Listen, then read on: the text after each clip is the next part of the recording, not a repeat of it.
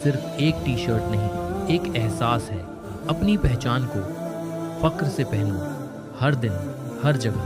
Order کرنے کے لیے وزٹ کیجیے www.dummati-store.in۔ میرے نبی پاک علیہ السلام نے فرمایا جس میں تین باتیں پائی جائیں وہ تو منافق ہے۔ اگرچہ علماء کہتے ہیں یہاں منافق اعتقادی مراد نہیں، منافق عملی مراد ہے، لیکن حضور نے فرمایا منافق ہے۔ یا رسول اللہ کون؟ فرمایا وہ بندہ جب بات کرے تو جھوٹ بولے، جب وعدہ کرے تو مخالفت کرے، جب امانت رکھی جائے تو بددیانتی کرے، یہ تو بندہ منافق ہے۔ حضرت ابو نور علیہ رحمہ نے لکھا ہے، فرماتے ہیں محمود غزنوی کا دور تھا تو ایک آدمی محمود غزنوی کے پاس نا اپنا کیس لے کے آیا، مدعی بن کے آیا۔ اس نے کہا بادشاہ میرا کیس بڑا نرالا ہے۔ بادشاہ سلامت نے کہا وہ کس طرح؟ کہنے لگا یہ میرے پاس ایک تھیلی ہے، میں نہ سفر پہ جانے لگا تو یہ تھیلی پوری ہیروں کی بھری ہوئی، فلاں علاقے کے جو قاضی صاحب ہے نا، میں جاتی دفعہ میں کہیں سفر پہ جا رہا تھا تو میں ان کے پاس چھوڑ گیا کہ راستہ لمبا ہے، کہیں کوئی مجھ سے چھین نہ لے، ہیروں کی بھری ہوئی۔ کچھ دنوں کے بعد میں واپس آیا ہوں، قاضی صاحب نے مجھے تھیلی واپس کی ہے تو اس میں ہیروں کی بجائے کھوٹے سکے نکلے۔ اب میں نے قاضی صاحب سے کہا ہے تو قاضی صاحب تو میرے گریبان تک آتے ہیں، وہ کہتے ہیں بتا کہیں سے پھٹی ہے، کھلی ہے؟ وہ جس طرح ٹانکے لگا کے تو نے سی تھی اسی طرح لگے ہوئے ہیں کہ نہیں؟ تو حضور لگے بھی بالکل اسی طرح ہے، نہ پھٹی ہے نہ کھلی ہے۔ اب میں لٹ گیا ہوں، میری کل عمر کی کمائی ضائع ہو گئی، کھوٹے سکے کہاں اور ہیرے کہاں؟ تو مہربانی کریں اور آپ کی بارگاہ میں اللہ رسول کے نام پر حلف دیتا ہوں کہ میں ہوں بالکل سچا۔ محمود غزنوی کہنے لگے تو جا، تھیلی چھوڑ جا، اور جب میں تجھے بلاؤں گا پھر دوبارہ آنا۔ شخص چلا گیا۔ محمود غزنوی اٹھے، دربار برخاست کیا، لوگوں سے کہنے لگے چلے جاؤ، میں 3 دن کے لیے سیر کرنے جا رہا ہوں، 3 دن کے بعد لوٹوں گا۔ اکیلے جب رہ گئے نا محمود دربار میں تو محبوب نے چھری منگائی۔ وہ جس تخت پہ بیٹھتے تھے وہاں گدا بچھا ہوا تھا، یہ گدا پڑا ہے نا، گدا بچھا ہوا، تو محمود نے چھری کے ساتھ اس کو پھاڑ ڈالا اور چھری جیب میں رکھی، نکل گئے۔ کہنے لگے میرے بعد کوئی میرے دربار والے احاطے میں داخل نہ ہو۔ محمود چلے گئے۔ اب وہ صفائی کرنے والا جب آیا نا، اس نے آ کے دیکھا تو گدا تو پھٹا ہوا ہے۔ اس نے شور ڈال دیا، پہرے دار بھی آ گئے، فلاں صاحب بھی آ گئے، فلاں صاحب۔ اس نے کہا وہ خدا کے بندو، اس کا گدا پھٹ گیا ہے، وہ تو مار ڈالے گا۔ اس نے کہا تھا سوائے صفائی اور نگرانی والے کے دوسرا آئے کوئی نہ، اور یہاں آیا بھی کوئی نہیں، پہلے دن ہی پھٹا ہوا ہے تو لٹکا دے گا سب کو، کیا کریں؟ شور ہو گیا، سارے دربار کے ملازمین اکٹھے ہو گئے۔ ایک بندہ بولا، کہنے لگا فکر نہ کرو، میں کیسے بندے کو جانتا ہوں، اس طرح سیے گا کہ جس نے پھاڑا ہوگا اسے بھی پتہ نہیں چلے گا کہاں سے پھٹا تھا، ایسا بہترین رفو کرے گا کہ پتہ بھی۔ اس نے کہا یار ہم سارے 1 مہینے کی تنخواہ دیتے ہیں، تو بندہ بلا۔ وہ بلا لیا اس کو، اس کا نام محمد رفو گر تھا۔ وہ آیا، اس کو گدا دکھایا، اس کا یار اس طرح سینہ پتہ نہ چلے۔ اس نے کہا فکر ہی نہ کرو، میں بڑا کاریگر ہوں۔ بڑے بڑے کاریگر لوگ نہیں ہمارے ملک میں پائے جاتے، کوئی نشان چھوڑتے ہیں پیچھے؟ بڑے کاریگر یا پیسے ہونے چاہیے، بڑے بڑے کاریگر بندے۔ آپ یقین کریں ایسا ایسا فلسفہ، یہ عمرہ عبادت ہے نا، سرکار دو عالم صلی اللہ علیہ وسلم کی بارگاہ کی حاضری بڑی نعمت ہے نا۔ تو سعودی گورنمنٹ نے پابندی لگا دی، خیر ان کی بھی زیادتی ہے، اس طرح کی پابندیاں شریعت اسلامیہ میں جائز نہیں۔ اللہ کے گھر مسلمان جب چاہے جا سکتا ہے، لیکن وہ کہتے ہیں جی 2000 ریال دے جس نے 2 سال بعد بھی آنا ہے۔ انہوں نے پابندی لگائی تو ہمارے ایجنٹوں نے بھی کئی خاص ٹریننگ حاصل کی ہوئی ہے، پتہ نہیں کہاں سے سیکھ کے آئے، انہوں نے بھی رستہ نکال لیا۔ ایک صاحب سے میں نے کہا کہ جناب وہ 2000 ریال لگ گیا تو کیا کرنا ہے؟ کہنے کوئی مسئلہ نہیں، پاسپورٹ نواں بنوا لو، گنجائش ہے، یعنی ہر شے کا حل ہے۔ اور میں نے کہا یار اب عمرہ کرنے جاتے وقت بھی بندہ دھوکہ دے کے جائے، اللہ کے گھر جاتے وقت بھی اس طرح کی حرکت کرے، کیا حال ہو گیا؟ ہر چیز کا لوگوں نے حل نکال لیا، ہر چیز کا لوگوں نے سٹائل بنا لی، ایسا نہ کریں، یہ درست نہیں۔ احمد رفو کر کہنے لگا اس طرح سیوں گا کہ پھاڑنے والے کو بھی پتہ نہیں۔ ان کا پیسے لے یار تو سی دے۔ اس نے سی دی، اگلے شام ہی لا کے بچھا دیا گدا۔ تیسرے دن بادشاہ سلامت آئے، آ کے پہلی نظر گدے پہ ڈالی، اس نے بلایا سب ملازمین کو، کہا کس نے سیا ہے؟ کہا جناب کیا ہوا؟ کہا یہ پھٹا ہوا تھا۔ کس نے؟ کہا نہیں پھٹا ہی نہیں۔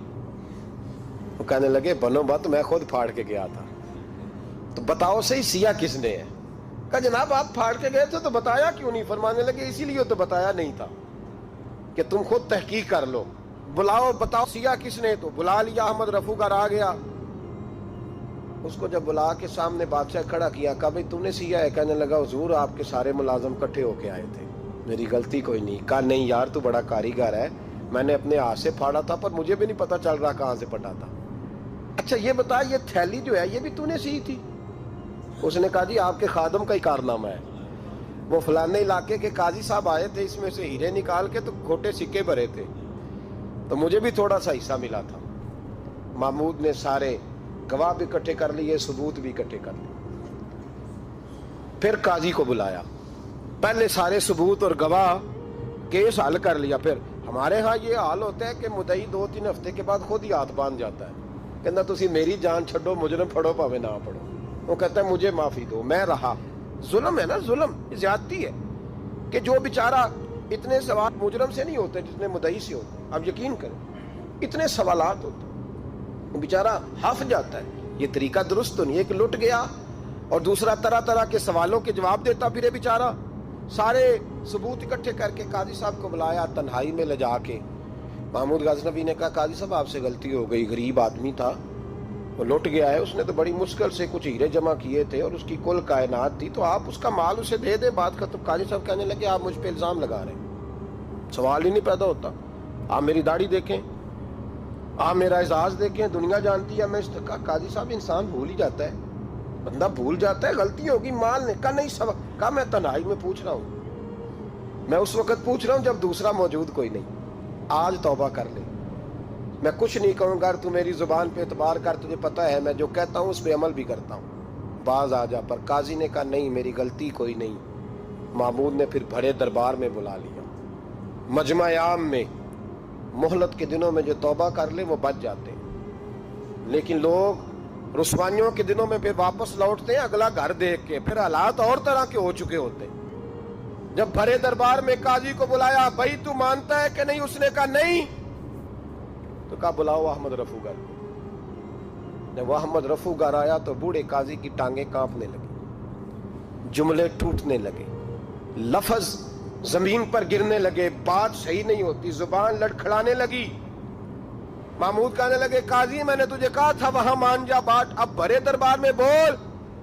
جب قاضی صاحب کی گردن خود بخود جھک گئی تو دنیا سمجھ گئی، کہا نکل جا میرے دربار سے۔ محمود بولے نکل جا، اتنی تجھے عزت دی، اتنی بڑی تنخواہ دی، قاضی بنایا، اور یہ تھوڑی سی رقم کے لیے، تھوڑی سی رقم کے لیے تو بددیانت ہو گیا، چل چلا جا، نکل۔ قاضی دربار سے نکلا تو لوگ لعنتیں برسانے لگے۔ کل جو دکانیں چھوڑ کے سلوٹ کرنے آتے تھے وہ کہنے لگے اس کی عمر دیکھو، اس کے کام دیکھو، دیکھو اس نے کیا کیا۔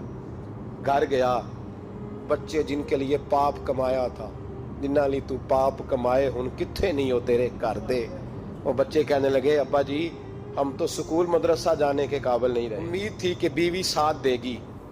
وہ کہنے لگی میں میکے کیسے جاؤں گی، گلی کی عورتیں طرح طرح کی باتیں بناتی ہیں۔ اور بھائی کامیابیوں کے بڑے سربراہ ہوتے ہیں، کوئی کامیاب ہو جائے تو سارے کہتے ہیں میری سپورٹ سے ہوا ہے۔ ناکامیاں ہمیشہ یتیم ہوتی ہیں، ناکامیوں کا کوئی سربراہ نہیں ہوتا۔ جب تک تو قاضی تھا تو بڑے بات تھی، ہر بندہ کہتا تھا رشتہ دار ہے، رسوائی ہو گئی تو وہ تیری آنکھ ہو یا سنگ ملامت کی چبھن، کون پہنچا ہے میرے درد کی گہرائی تک۔ دور شہرت میں تو یاروں نے کیا یاد بہت، ساتھ آیا نہ کوئی کوچے رسوائی تک۔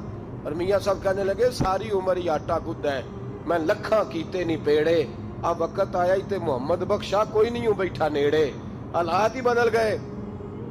قاضی خاموشی سے اندر چلا گیا، اپنی رسوائی سمیٹ کے بستر پہ لیٹا، نہ روٹی کی بھوک لگی، نہ پانی کی پیاس لگی، نہ نیند آئی، ساری رات تڑپتا رہا۔ سویرے گھر والوں نے دروازہ کھولا تو روح پرواز کر گئی تھی، دنیا چھوڑ گیا۔ حضرت ابو نور علیہ رحمہ بولے، فرمانے لگے یاد رکھو کبھی بددیانتی نہ کرنا، کبھی۔ یہ تو محمود غزنوی کی عدالت تھی، قیامت میں رب کریم کی عدالت لگے گی۔ اور فرمایا وہاں تو گواہی دینے والا احمد رفو گر تھا، قیامت میں تو تمہارے اپنے ہاتھ پیر گواہیاں دیں گے، ہمارا اپنا وجود گواہی دے گا۔ اور فرمایا یہاں تو لعنتیں دنیا دار برساتے تھے، وہاں فرشتے ہوں گے۔ اور قاضی کو تو موت آ گئی تھی، قیامت میں تو دوبارہ موت بھی کوئی نہیں آئے گی، وہاں تو رہنا ہے اور سہنا ہے۔ بددیانتی معاشرے میں اتنی بددیانتی ہر جگہ، اس معاشرے کا بھی کچھ بنے گا جہاں دوائی بھی خالص نہ ملے، जहाँ दवाई में भी बददियानती हो, लोग अपने बच्चे को ऑक्सफोर्ड यूनिवर्सिटी में पढ़ाने के लिए गरीबों के बच्चों के रगों में जो दवाई उतारे वो भी 2 नंबर। इतना बड़ा भी को बददियानत मुआशरा होता है कि लोग यहां तक धंधा करें, यहां तक कि लोग लोगों की जिंदगियों से खेल जाएं और हमें एहसास तक ना हो कि कोई मर जाएगा, कोई डूब जाएगा, क्या बनेगा। और जिसने वो अपनी रजिस्टर की दवाई की, उसने 2-4 लाख रुपया लिया और उसने ये नहीं सोचा कितने इंसान मेरी वजह से मरेंगे। कत्ल सिर्फ ये तो नहीं होता गोली मार के मार देना, लोगों की जिंदगियों से लोग खेल जाते हैं, लोग तबाही कर जाते हैं, लेकिन बददियानती से बाज नहीं आते। मेरे रसूल पाक अलैहिस्सलाम के गुलामों, नबी पाक सल्लल्लाहु अलैहि वसल्लम ने जरा सी बददियानती, और सहाबा का ये मिजाज था, इतनी सी भी कभी उनसे गलती होती तो स्टॉप स्क्रोलिंग। ये नॉर्मल टी शर्ट नहीं है, ये तुम्हारी आइडेंटिटी है। प्रीमियम इस्लामिक डिजाइन्स अब अवेलेबल है। जल्दी करो, दी उम्मती स्टोर पे अभी ऑर्डर करो।